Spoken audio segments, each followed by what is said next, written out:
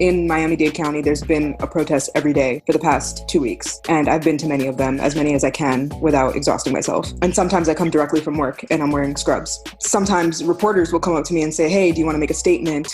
Because they recognize that I'm a healthcare worker. And it makes me feel uncomfortable because recognizing that I'm in a position of privilege, I don't want to be a mouthpiece. I don't want to use that to, like a lot of people are out here, they're doing work, but it's very performative, taking pictures. And I just don't want to be that person. I want to be out here doing the work, not taking advantage of the moment as a photo op. So it's made me very uncomfortable, but then also realizing that we, in a position of privilege, have a duty, I guess, if we want to make change, to use our voices to affect that change.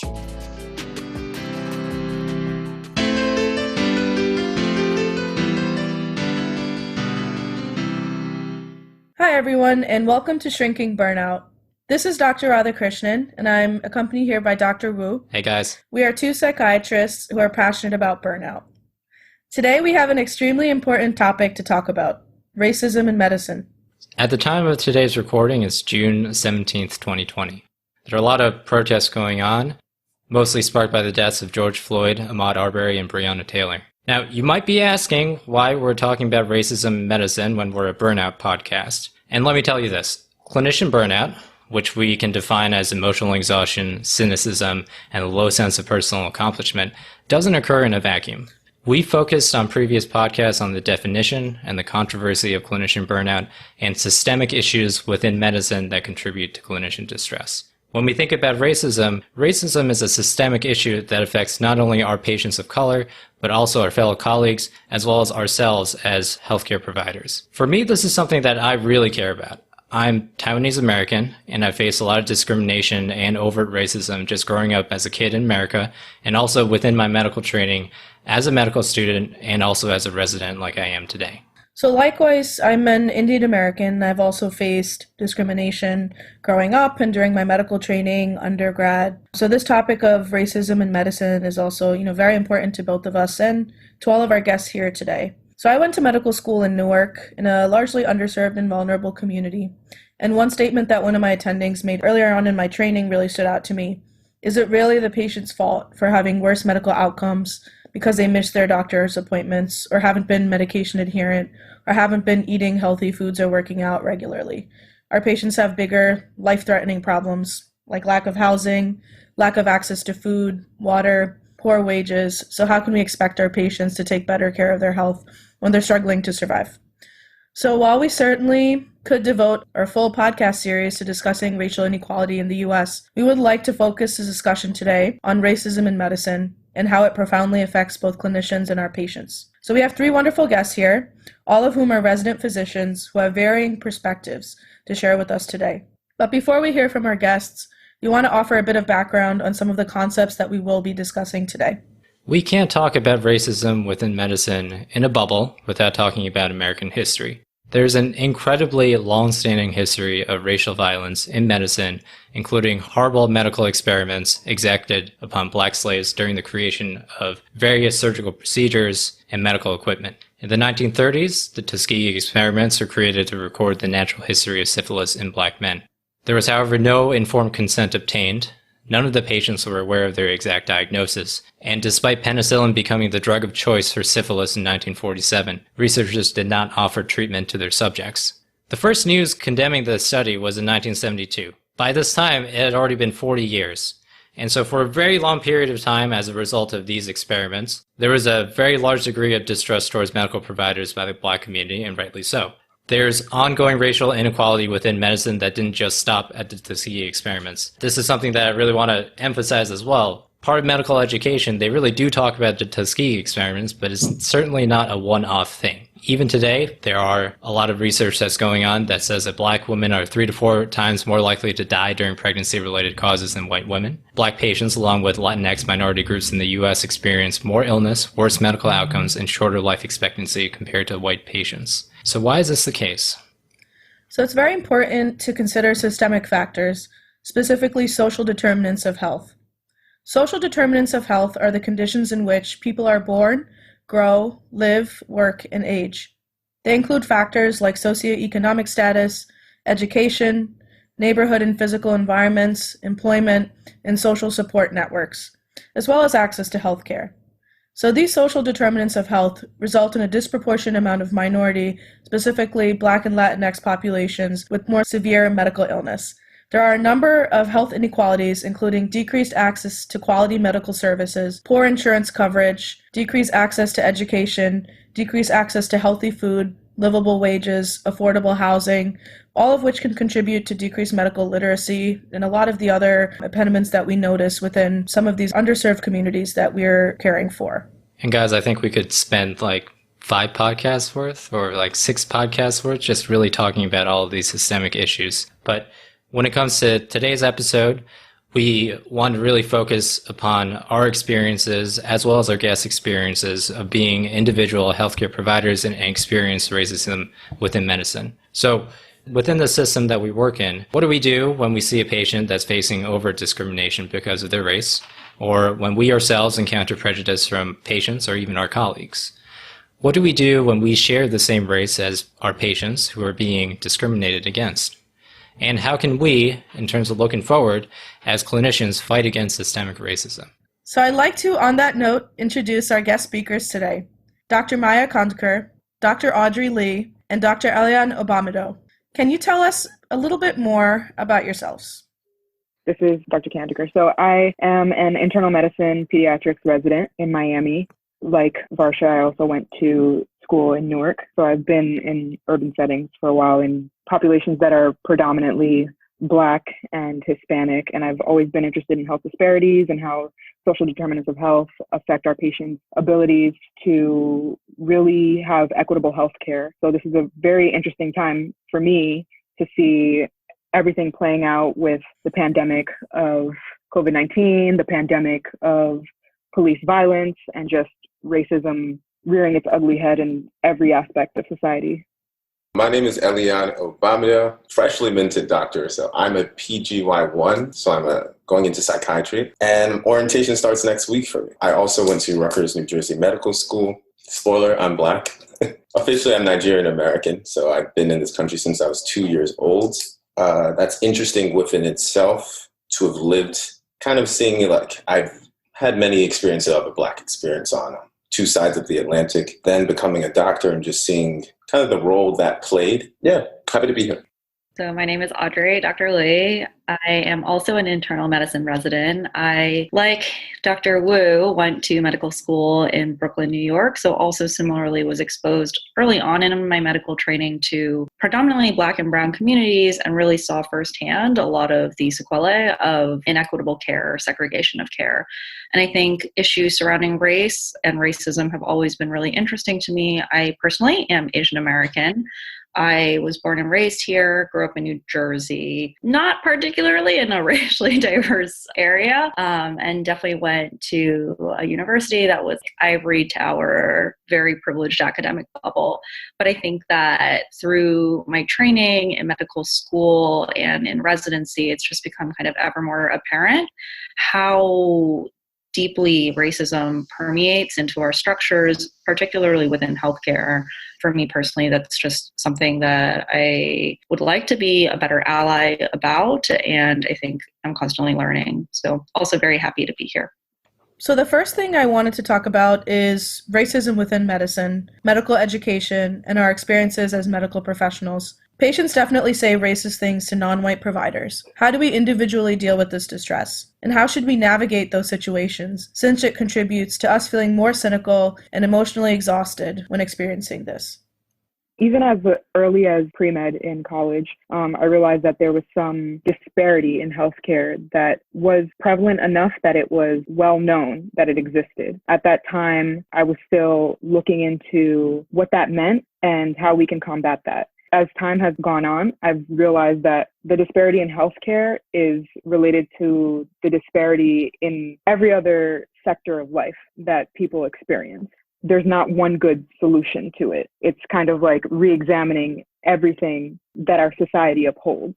As a Black woman, I've felt the racism on several sides of medicine, the way that it affects the patient, the way that it affects a young Black person trying to get into medicine, knowing that you're severely underrepresented in this field, and that's not by mistake, and the way that it affects, just the healthcare system in general. So I've had several encounters with people who look at me and assume that I'm not a doctor based on the fact that I'm Black, the fact that I'm a woman. Immediately, I'm either a janitor or the food services person, or if it's a good day, then I'm a nurse. But it's never assumed right away that I'm the doctor when I step into the room. Even if I have on a badge that says physician, bright as day, if I have on a white coat, if I have a stethoscope around my neck, it doesn't matter. When I walk in the room, I'm met with some surprise that I'm the provider in that situation. And then on the flip side, I've noticed that there's ways that my colleagues or the system in general discriminates against patients of color. I've heard disparaging remarks from other physicians, and I've seen just the ways that medicine can separate somebody based on their skin color. And I noticed that as early as medical school, when we learn things based on people's race, knowing that race is not a biological trait, we look at people differently in terms of their race, whether that comes to kidney function or response to heart failure medications. Like, there's just so many ways that we still practice race-based medicine. And I think all of that contributes to the system of racism. And Maya, I think you talked about a lot of things that we can potentially get into. The other thing that I think is worth really examining, which I think could really fuel the discussion, is what you said about the faces of medicine, the faces of doctors. And when you, as a minority doctor or medical student, just see amongst your class, overall, the majority of medical students and people going into the doctor profession are actually majority white. And I think, one, seeing that, and then seeing the disconnect with the patients that we're serving, essentially a bunch of, white doctors that are taking care of these non-white patients. And I guess when it comes to actually being able to understand the patient issues and also like all of the societal issues, there has to be like some sort of disconnect and inability to really understand what's going on. That's something that I think was and continues to be a source of discontent for me, just seeing this disconnect with our healthcare providers and also the patients that we see. So the other thing that you said, Maya, that definitely stood out to me was the fact that when you walk into a patient room, it's almost as if the power differential shifts as a result of people's prejudices, assumptions about your background. And I think that makes it extremely challenging when you're trying to care for patients, come up with a treatment plan, engage your patients, when you feel like you almost have to prove yourself. And tell me if I'm wrong, if that's sort of what you feel sometimes. I know certainly I have felt that at times, feeling this pressure to almost prove myself to people more than I would have to, say, if I were a white male. There's been points where I have been with medical students who are, say, like white men, and they have been assumed to be the attending, or I'm assumed to be the nurse in the room, something like that. And so it can be really hard in those kinds of positions to almost reassert yourself. You're right. That's exactly how it feels a lot of times, that you have to prove yourself. And I find that I've adopted this policy of like, when I step into a room, right away, I make it clear exactly who I am. That itself doesn't always help, because then I have to remind them again, like, no, I am your physician. You are seeing a physician right now. But it has made me get in the habit of doing that as soon as I walk into a room, so that I can establish, no, I'm the doctor here. I'll be taking care of you, so that there's no confusion. When it comes to, medical education and perhaps who is kind of being educated, maybe this goes beyond medicine and this goes just towards society in general. But when you have, for example, a largely homogenous population of fairly wealthy individuals that are going into medicine, what are some ways in which we can think about changing medical education or being able to adjust medical education such that we can reduce these things from happening? I mean, it's a systemic issue, right? That was an issue for me. So growing up, I grew up in Newark, then Irvington, then I moved to suburbs of Union. So to a certain extent, the school I went to at Rutgers, New Jersey Medical School in Newark, that was a home to me. I still have aunts. I go to church down the street, and this is my community. And the people I was seeing in the community and talking to and visiting my aunties on the weekends, these are not the people I was going to school with or learning from. So that was a problem. I think Maya talked about just underrepresentation, and I think it does put an undue, I don't know if it's undue or not, it puts a lot of pressure on people of color. It puts a lot of pressure on me. Whenever I entered a room, I very much identified with my patients, but also felt that I had to be a mouthpiece to talk for them. So yeah, just putting that out there, there was definitely extra pressure on me just being a person of color, being Black. As to how I tried to fix this, I'll just shout out one of my colleagues, Natasha Featherstone. I think we hit the ground running. Between our first year and second year, we were on the orientation committee, and we were basically tasked with, it was a benign task of like getting the incoming class to know about Newark, its history, and like just the rich history of Newark, the people they're going to be serving, the community we live in the Central Ward. And Newark itself is it's a very peculiar place to live because it's kind of the cliche, this is the hood of New Jersey. Newark is very famous. You have a very specific demographic in Newark, and its reputation precedes itself. And with that being said, a lot of people have a certain bias towards Newark, and a lot of those people are the rich, more privileged, sometimes white people who are going to the medical school. And I think that bias shows itself from even orientation week. Certain people were very concerned about their safety, and I think they were kind of projecting like the city was not safe for them. That in itself was a little bit of a microaggression, in my opinion. So we were tasked with like, oh, how are we going to ease these people into Newark? How are we going to give them a diet version of Newark? How are we going to get them involved in the community? And what we wound up doing was doing a panel. We had people come from all around the community to talk about ways they can engage. We had a guy come, he started a gym and he does Zoom sessions at churches. We had people who started local gardens to just come and show them that, hey, we do this. We're trying to give more options to fix the problem of food deserts. But basically, it was like an expose to show them that Newark is more than just gang violence and the hood, per se. So that was one way we tried to address it, practically speaking. I was younger then, and I just had all these ideas. The two other things I did is, I think we did the whole teaching and the privilege wall, which I can go into more in depth because that eventually became part of the curriculum. And that's something that I continue to do every single year that I was at New Jersey Medical School. Just for our listeners, Elyon, Maya, and I went to medical school together, if that was not apparent already. And so just to talk about the privilege walk, that was a really important addition to the curriculum, I would say, at NJMS. And one thing that really stood out to me was some of the discomfort it actually brewed and the microaggressions as a result after engaging in the privilege walk. So just to describe a little bit more, Elyon or Maya, if either of you want to go into a little bit more detail about what the privilege walk actually was and how valuable it is. I was just going to first give context to the whole thing. So during 2014, I think it was December, it was somewhere in winter, that was the birth of the Black Lives Matter movement, a lot of this reanimated conversation on race. And so we got to see that in real time. So there was so much growth for me individually, as just being a mouthpiece or just as an advocate and doing advocacy. So when we first had that process, the first thing we did, we were bright and bushy-eyed. We stood in front of our classmates and, we gave our own account of racism and how this affects us and your classmates and the community. We didn't have a plan. I think we just sent some text messages. It was very grassroots. And we're like, yo, this is what we're going to do. We're going to stand here when the morning group has their TBL, and we're going to stay here and we're going to do it again, because it's going to be such an awesome response. You remember this, Maya? Yes, I remember it very vividly.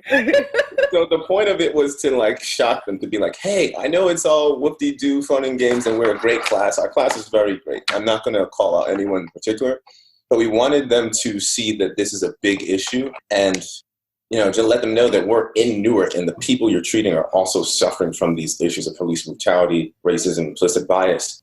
And that it affects their classmates as well. Exactly.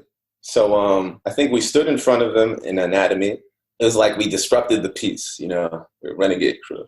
And we told them, hey, we're Black. We suffer from police brutality. People follow us when we walk through stores. We each have a certain experience, and we want to know that you guys stand with us. You can talk about this one. Well, we kind of brought up the issue. We said, hey, there's been a lot going on in the media. Eric Garner, Mike Brown, racism is really being highlighted right now. Mm-hmm. And even though you might not be thinking about it, it affects our patients, it affects our community, and it affects even your classmates. Mm-hmm. And we gave personal experiences of ways that racism touched our lives. And we said, you know, we're a great class. A lot of you guys are, you know, very supportive of us, and we'd like for you to stand with us. A lot of us are going to the Millions March in New York this weekend, and we're going to march alongside these thousands of people in support of justice for these Black people that were killed unjustly. It was kind of an awkward situation. It was very polarizing. And I will say that when we were out there at the march, I was disappointed because almost no one showed up besides us. Maybe one or two, Elyon. Almost no one showed up. And I felt like I'm not the type of person to get up in front of people and say, hey, I need your help. I need you on my side, using your voice, using your body for this cause. But I thought that maybe at least a handful of people would be there. Yeah. Or like a percentage of people would be there. But it was just us, the Black and brown students of the class. There's even a picture of us that circulates of like 10 of us standing in a line in the Millions March, the Black and brown students of the class of 2018 and JMS. So it was a little disappointing. And that's when I realized, well, you can't look to everybody else to help you out. And you can't expect that just because people are coming to Newark and they've claimed to want to help these communities and whatever else, that they really are about it. And not trying to call anybody out in particular, because this happens across the country. I agree. Privileged students benefit by learning from underprivileged communities. And that in itself is a form of this power dynamic that contributes to racism. You think about the history of the US and the things that you guys mentioned, there's this element of distrust within the Black and brown communities because of experimentation and things that have happened in the past. And then you have people that are coming into your communities, learning by not experimenting, but kind of like training in your care. But do they really care about your life? Yeah, I agree completely. It was crazy to see in real time how things went from there. I think from there we had very good responses from the faculty at NJMS. So NJMS, we had Dr. Torian Easterling. You may have anyone who wanted to come, really, but the people who showed up were all the Black and brown and Latino people. He had a sit down with us to talk about just the climate of what was going on, who we were as doctors, the obligation we had to our community, how we should go out and affect, positive changes. He talked to us about how a white coat can be political, how we can have positive change in the community. From that conversation, we scheduled the die-in at our own school. Then we did the Millions March. And then after that, we scheduled the first teach-in. The teach-in, we worked with the humanism department. We had a conversation on the role of race in medicine. I was the keynote speaker. I wore a blazer I bought from Forever 21. It was great. I was the So the theme is like, I'm glad that we channeled that energy, and I think it did change who I was, and I think it did bring a lot of things to light. Everything was important from there.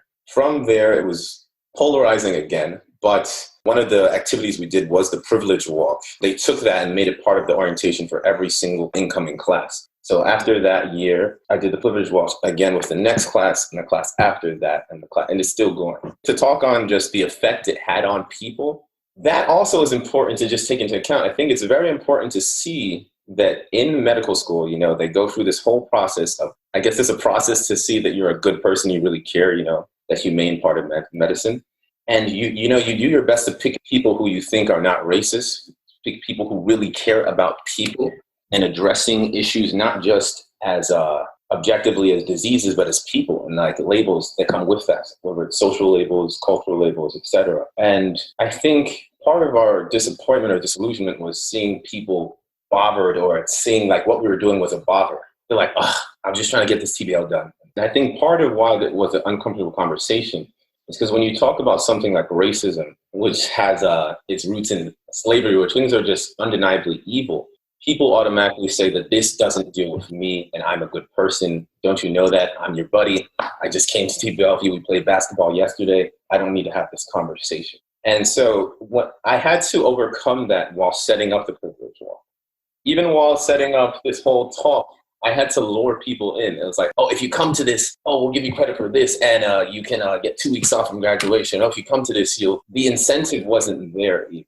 The process of even the practice of setting that up for me, I don't even know what it really taught, but I know that the process itself was valuable.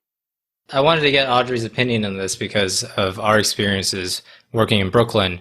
And for me, kind of what you just said, Maya, about this whole, we are a privileged people, essentially training on a privileged population. And I don't know, Audrey, if you have more thoughts on this, but it just like feels wrong where you're kind of working in a population for years and then you match. And then for us, Audrey, like how many people at downstate stay at downstate and are really interested in helping out the community? I have so many thoughts about this. Fantastic.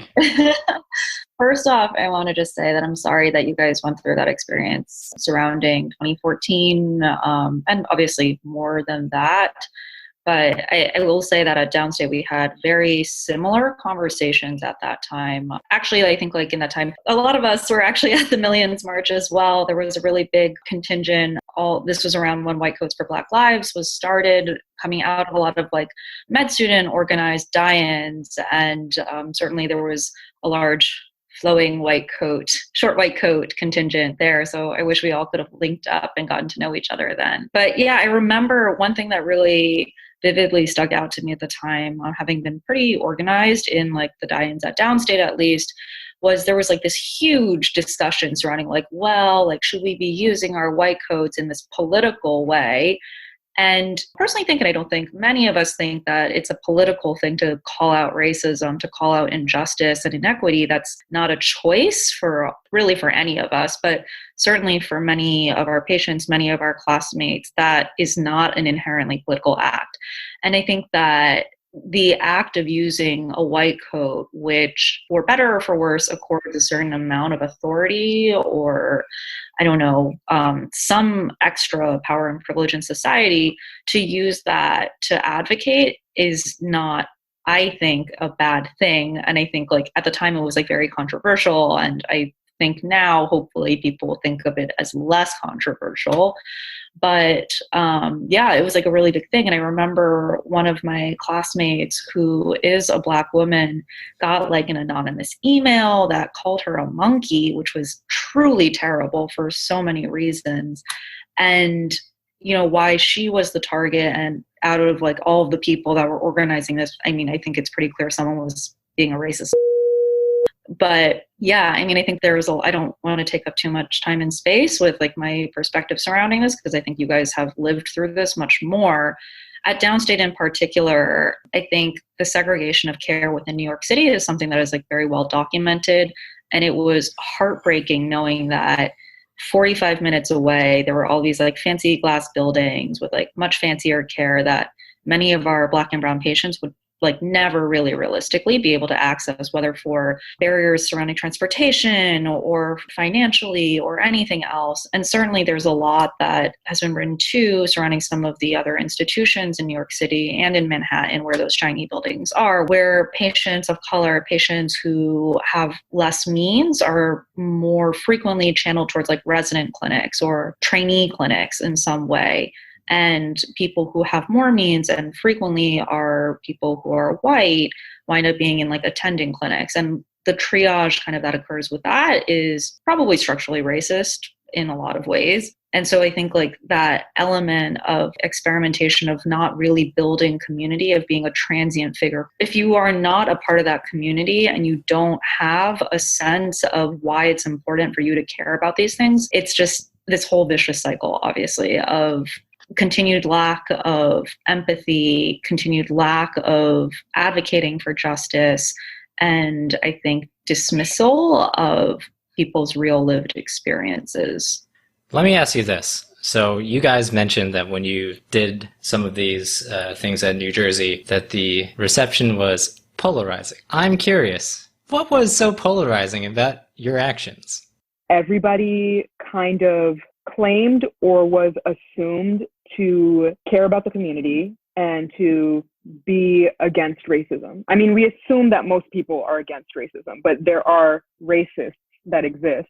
So not everyone is, but also the fact that racism isn't just somebody exhibiting some behavior against somebody else because of their race. It's not just somebody sending a letter to somebody calling them a monkey. It's also perpetuating the systems of racism. And so we have within us embedded ways where it's ingrained in us that we're still perpetuating the system.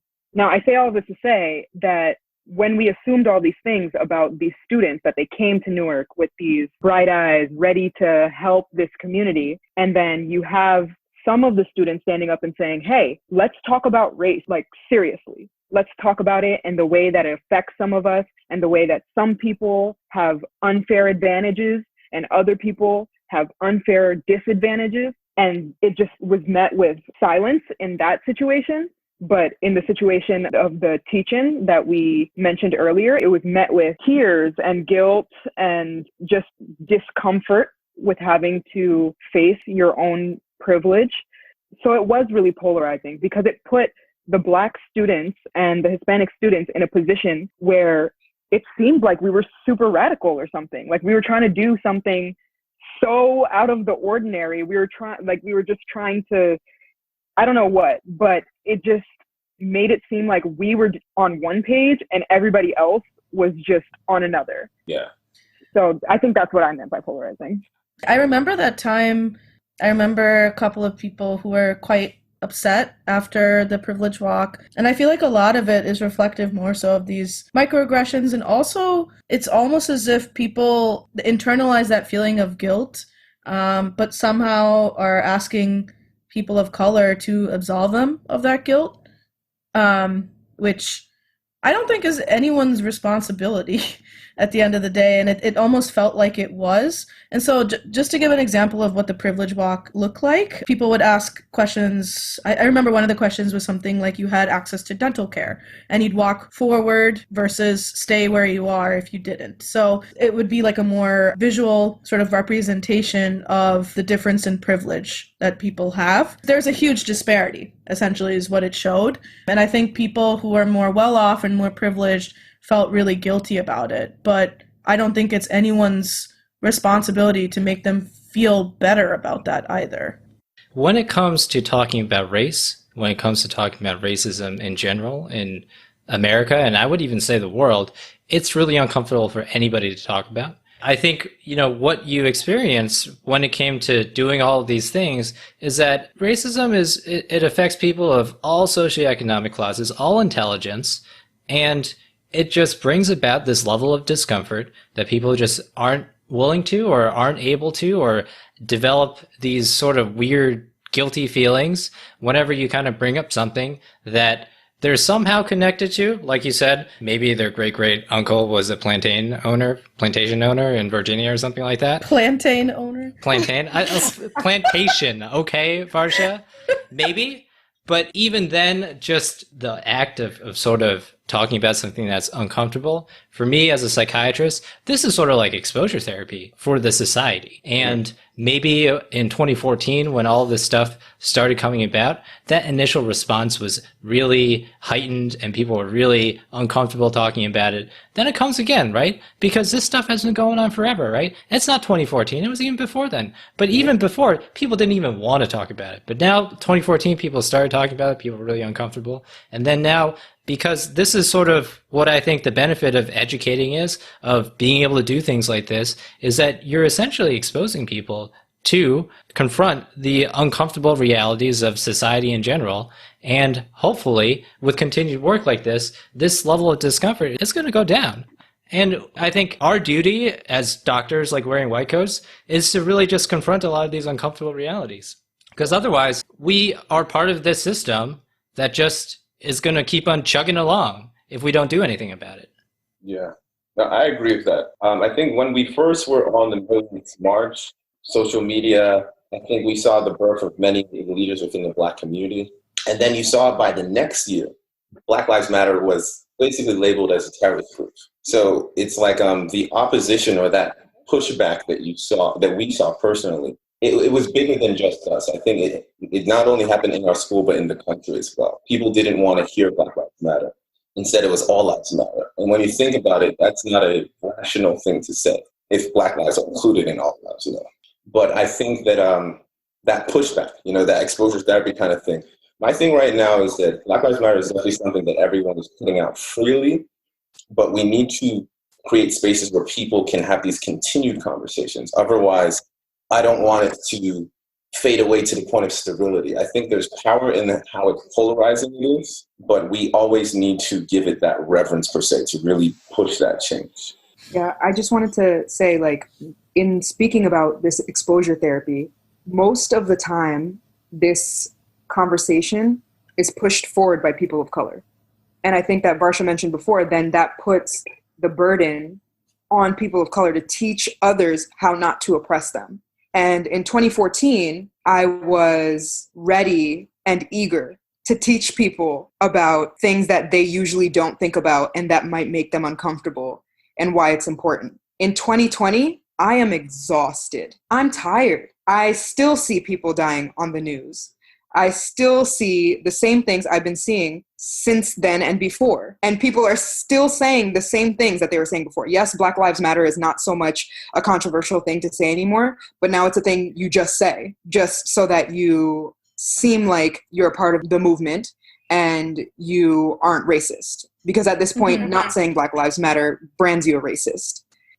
It almost feels disingenuous in sometimes, right? It feels like, is this, now a bandwagon that everyone's jumping on? Do you actually mean it when you say that? Or is this something trendy for you to say right now? I've been thinking about that a lot lately. And something else that you mentioned, Maya, the idea of feeling exhausted, I guess that sort of ropes back into the idea of why we're talking about this in the first place in a burnout podcast. I mean, having to explain yourself to your patients, to your colleagues, having to be the mouthpiece for your community is exhausting. And I think that plus the, existing responsibilities of being a physician, being a resident, I mean, it's a lot to expect of a single person. When we recorded this podcast last week, it ended up being over an hour long. We're going to release the second half next week. Thanks for listening, guys. Shrinking Burnout is a podcast about furthering the discussion of clinician burnout and recognizing the resilience and hard work that clinicians regularly demonstrate. Nothing on this show should be taken as medical or psychiatric advice.